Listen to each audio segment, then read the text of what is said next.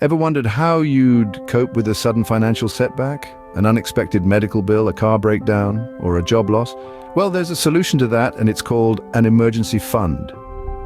Picture it as a financial safety net, there to catch you when life throws you off balance. It's a buffer between you and life's unpredictable expenses, An emergency fund is not a luxury, but a necessity. Because life happens, and sometimes it's expensive.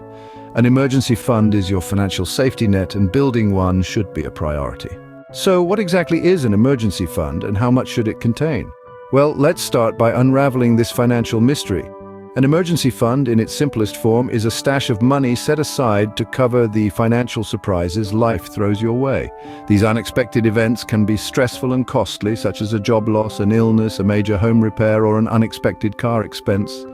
The purpose of this fund is not to generate wealth, but rather to provide a safety net between you and life's potential curveballs. It's your financial parachute, ready to soften the impact of any financial freefalls. It's about having peace of mind, knowing you're prepared to handle the unexpected. Now, how much should you ideally squirrel away in this fund? A common rule of thumb is to aim for 3 to 6 months' worth of living expenses. This includes everything from your rent or mortgage, groceries, utilities, transportation costs, and any other recurring bills you have. However, bear in mind that this is a guideline, not a hard rule. Everyone's financial situation and comfort level varies. Some may feel secure with 3 months' worth, while others might sleep better with a year's worth saved up. Your personal circumstances will dictate what's right for you. Remember, the goal is financial security, not accumulating wealth. It's about being able to weather life's financial storms, not about sailing on a sea of gold coins. Now, you might be thinking, that's a lot of money. How do I even begin? The answer is simple. Start small and be consistent. The key to building an emergency fund is not about amassing a large sum overnight, but about creating a habit of saving and consistently adding to the fund over time. First, set a realistic goal for yourself. This could be as modest as saving a few pounds every week, or as ambitious as setting aside a quarter of your income each month. The important thing is to choose a goal that is achievable for you and then stick to it. Next, identify areas where you can cut back on non-essential expenses. That daily latte, the magazine subscription you hardly read, or the gym membership you rarely use, these are all areas where you could potentially save. By cutting back on these non-essential expenses, you'll find you have more money at the end of the month to contribute to your emergency fund. Finally, make regular contributions to your emergency fund, whether it's weekly, fortnightly, or monthly. The key is consistency. By making regular contributions, you're not only adding to your fund, but you're also reinforcing the habit of saving. Remember, it's not about the amount, but the consistency.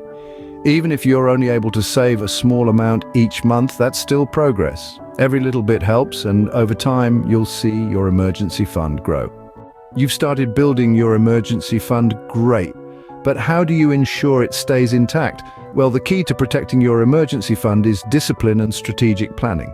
One strategy is to keep your emergency fund in a separate account, one that is easily accessible but not too easily. This way, you're not tempted to dip into it for non-emergencies. Think of this account as your personal financial safety net, not a piggy bank for impulse buys. Now, the importance of using the fund strictly for emergencies cannot be overstressed.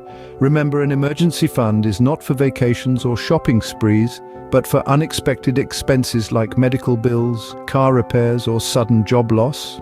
It's also advisable to replenish the fund as soon as possible after an emergency. This ensures you're always prepared for the next unexpected event. With discipline and the good financial habits, your emergency fund will serve its purpose when you need it the most. It's not just about having an emergency fund, it's about maintaining it. Let's quickly recap what we've learned today.